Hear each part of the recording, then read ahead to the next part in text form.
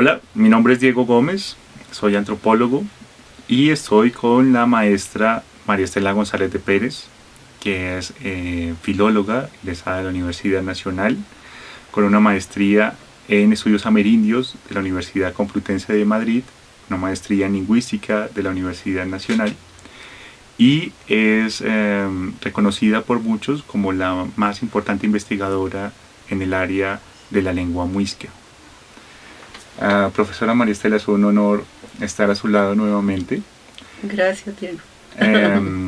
Quisiera que nos hablara un poco acerca de cómo fue el proceso de elaboración del libro Diccionario y Gramática Chibcha, transcripción del manuscrito 158 de la Biblioteca Nacional de Colombia. Sí, ese trabajo lo hice por contrato con el Instituto Caro Cuervo. Yo estaba trabajando de tiempo completo, pero me retiré y me facilitaron hacer el trabajo en mi casa mediante un contrato. Entonces, yo transcribí el manuscrito de una fotocopia que en ese entonces tomaron en la Biblioteca Nacional y poco a poco fui haciendo la transcripción. Cuando estuvo hecha, entonces empecé el nuevo proyecto, que era el estudio histórico analítico, porque como sabemos el manuscrito es anónimo, sin lugar, sin fecha. Había que saber ese documento, cómo era que aparecía en la historia de Colombia. Muchos investigadores, como Nicolás Ostler, consideran que este estudio fue clave en la investigación que él desarrolló sobre el muisca años posteriores. ¿Cuál cree usted que ha sido ese legado que ha dejado este libro? Pues yo creo en realidad que el interés por la lengua muisca apareció con la monografía de licenciatura, la trayectoria de los estudios sobre la lengua chibcha muisca, porque despertó como el interés. En mí lo despertó gracias al doctor Carlos Patiño Rosselli, que fue mi profesor y maestro, que él me sugirió que por qué no hacía la tesis sobre la lengua muisca y yo iré a hacer una especie de historiografía de la lengua. Cuando yo hice ese trabajo, más adelante el Instituto Caro Cuervo lo publicó y surgió un interés por la lengua. Luego más adelante fue la transcripción del manuscrito, que se dio tal vez más a conocer, y como era una gramática, el diccionario, pues prestaba quizás más utilidad a los lectores. Y pues sí, cuando hicimos esos trabajos, realmente no había tanto interés por las lenguas indígenas, pero más adelante surgió mucho interés y tanto que el libro se agotó. En el estudio analítico, ¿qué cosas pudo encontrar? Sabemos que es un manuscrito anónimo, pero su merced postula a un probable autor. Hablemos un poco de eso. Sí, pues yo hice estudios de documentos históricos, coloniales, para saber cómo había surgido ese manuscrito. Entonces, pues encontré que en una época el muisca había sido nombrado lengua general, se dictó cátedra, por eso hubo métodos de enseñanza y cuyos resultados fueron gramáticas y diccionarios, vocabularios, confesionarios, porque el principal objetivo era evangelizar a los indígenas.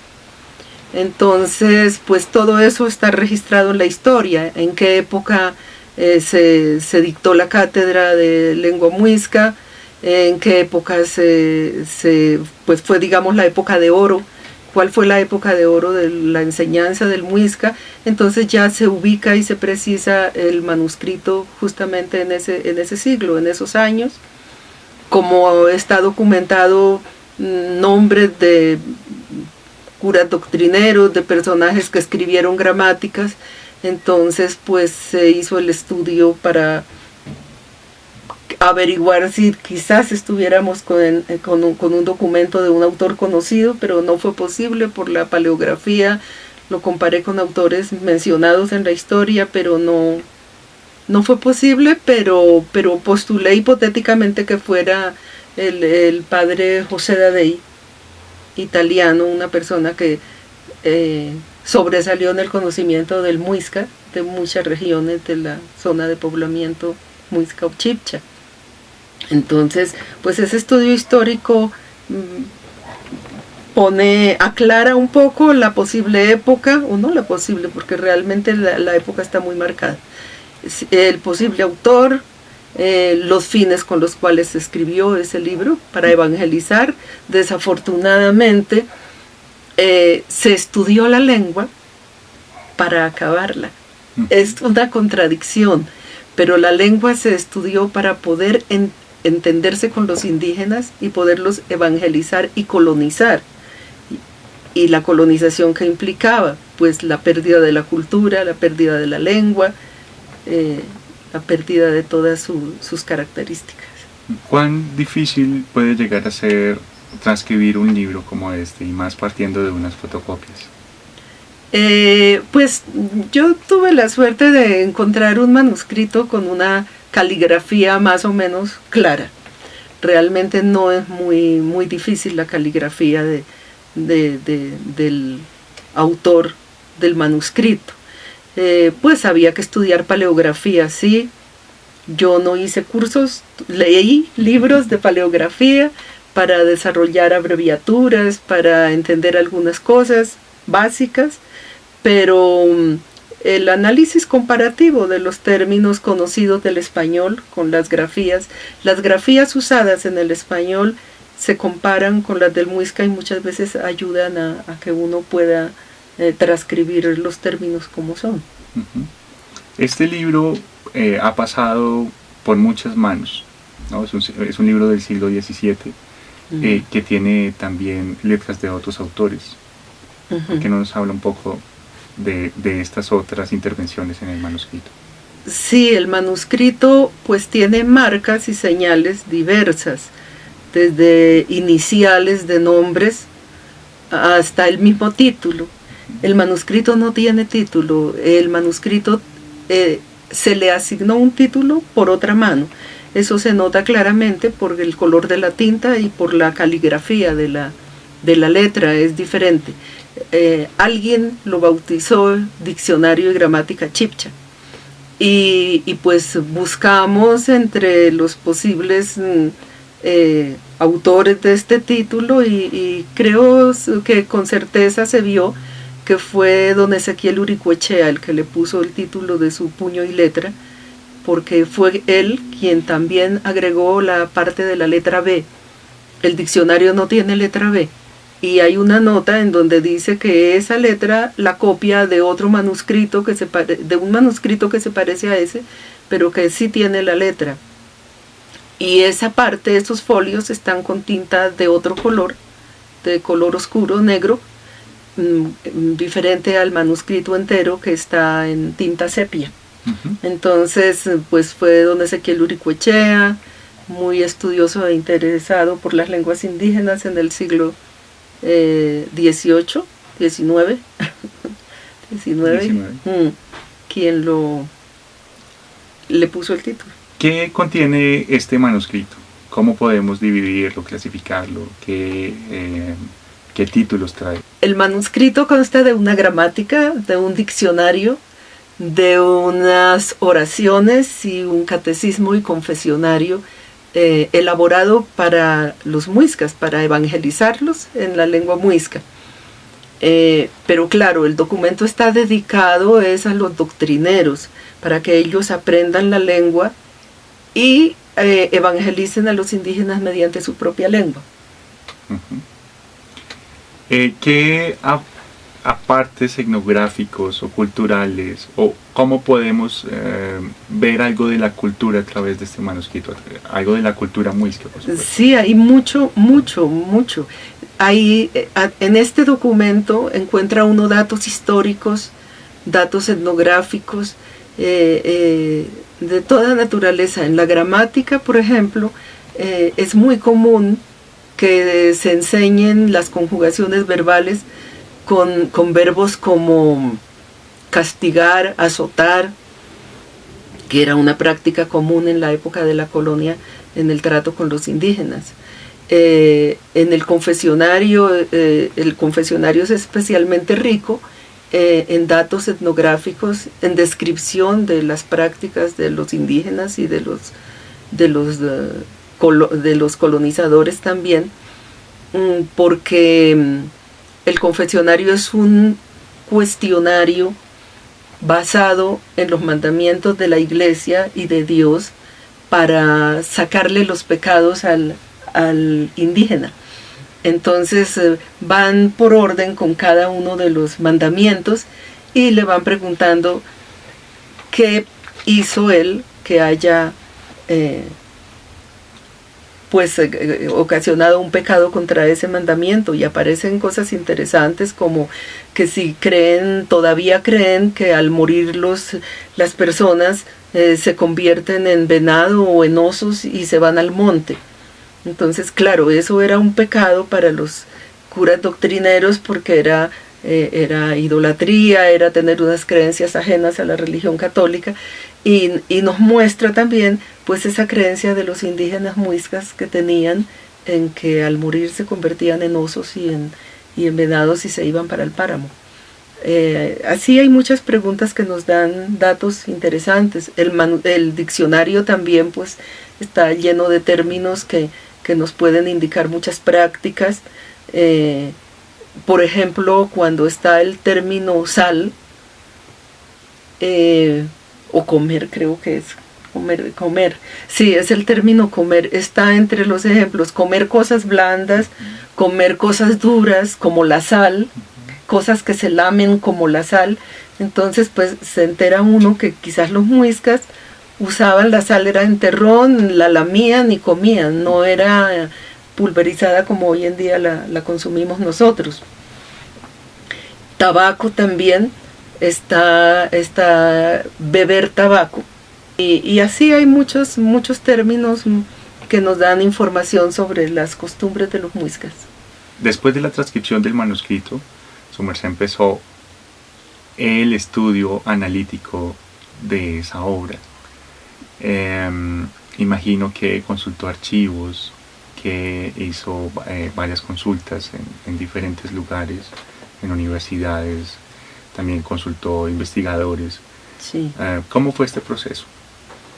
Sí, pues bueno, en algunos lugares fue relativamente fácil acceder a los libros, a los documentos. La Biblioteca Nacional prestó todo el apoyo, la Luis Ángel Arango también y otras, pero en algunos otros lugares no fue tan fácil. Para consultar el archivo histórico de la Academia de Historia de Tunja, que me parecía sumamente importante para buscar datos históricos acerca del manuscrito. En un comienzo, el director de esa época me negó la existencia del archivo. Dijo que no había archivo, y yo toda la vida había sabido que la Academia de Historia pues tenía un archivo valioso, con una documentación muy valiosa, y el señor me dijo que no, que solo eran los libros que él tenía ahí alrededor, que no había más. Pues le pregunté si era que lo habían acabado, qué había pasado. Él me insistió mucho que no había archivo, pero por casualidad, estando un día consultando la biblioteca de la Universidad de Tunja, me encontré con un señor que resultó ser el capellán de la universidad en esa época. Y se dio cuenta que yo no era estudiante de la universidad, me preguntó qué hacía, y en la conversación yo le conté que qué lástima que el archivo histórico no existiera, que yo convencida. Y entonces él me dijo, no, es que el señor es caprichoso, es que lo preparo para que la deje entrar. Y él fue conmigo después y me presentó como la gran investigadora de gran trayectoria. Yo era una joven que solamente tenía una publicación en esa época, el padre no me conocía mucho, pero me hizo ese grande favor de intervenir para que me dejaran entrar al archivo. Entonces, pues esto es una realidad triste. Muchas veces si no es un investigador de prestigio, los archivos no se le abren con facilidad. Se necesita la ayuda de alguien. Pero bueno, este padre me ayudó. Me dejaron entrar al archivo, que desafortunadamente no me fue útil porque estaba en un desorden total, en un abandono horrible. Pero bueno, eso fue solo por un tiempo, porque después el archivo se organizó, se catalogó con paleógrafos de Bogotá, el Archivo General ayudó y ya después se puso al servicio de todos los investigadores. ¿Este documento en qué contexto histórico surgió? ¿Con qué fin fue elaborado? En la época de la colonia, la evangelización fue un problema difícil por la lengua. La comunicación entre los españoles y los indígenas era muy difícil y la corona española tuvo que optar por diversas políticas lingüísticas. Se quiso evangelizar en latín, indudablemente los indígenas no entendían, no era posible hacer esa evangelización en latín. Hubo otro periodo en español. Optaron por diferentes medidas hasta que en cierto momento decidieron crear se dictó la cédula real para nombrar una lengua general por zonas. Esta política fue inspirada por la política de los incas, que tenían la lengua quechua como lengua general del imperio. Entonces los españoles optaron por adoptar una lengua general también para diferentes regiones, y en la zona central de Colombia se eligió la lengua muisca o chibcha, hablada en la región de Santa Fe, porque parece que esta lengua tenía, como toda lengua de los seres humanos, variantes dialectales según el territorio, según diferentes motivos, y eligieron la de Santa Fe. Entonces esa lengua general la tomaron como lengua de colonización, como lengua de conquista, podría decirse, porque a través de esa lengua los misioneros tenían la tarea de evangelizar a los indígenas y convertirlos a la cultura y a la fe católica y a la cultura hispánica, a ser los súbditos del rey. Entonces, con ese fin se creó la Cátedra de la Lengua General, en donde tenían que estudiar los aspirantes a curatos, tenían que estudiar, hacer cursos de la lengua, se les hacía exámenes de idoneidad. Si no eran idóneos en la lengua, pues no les daban el curato. Entonces, por esos cursos, por esa cátedra, pues se crearon diversas gramáticas. Hay más fuera de este diccionario, indudablemente, hay otras gramáticas que se escribieron en esa época y eran los textos de estudio de los doctrineros. Este libro va a tener una versión digital, que es la que seguramente acompañará con este video. El original fue impreso en 1987 por la imprenta Patriótica. Luego, como ya pudieron verlo, de una larga trayectoria investigativa. Espero que lo disfruten ahora en su versión digital y con él continúen las investigaciones de la lengua. Es mucho todavía lo que falta por estudiar y también mucho lo que falta por reconstruir. Así que los invito a la lectura. Muchas gracias, profesora María Estela, por sus palabras. A usted, Diego, muchas gracias. Y hasta pronto.